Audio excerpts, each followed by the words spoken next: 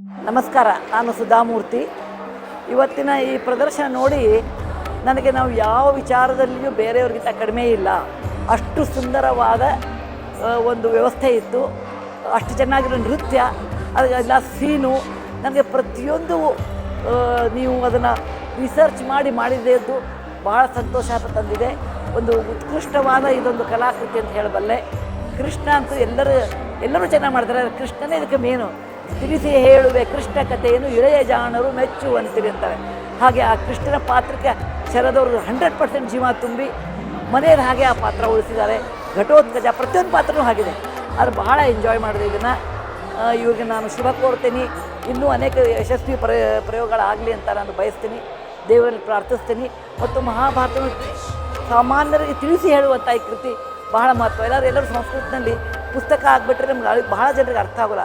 ಅದಕ್ಕೆ ಸಾಮಾನ್ಯರಿಗಾಗಿ ಇದು ಮಾಡಿದ್ದು ಜನಸಾಮಾನ್ಯರಿಗೆ ಬಹಳ ಸಂತೋಷ ಪಡುವಂಥ ಮಾಡಿದ್ದಾರೆ. ಧನ್ಯವಾದ. All the best. ನಮಸ್ಕಾರ.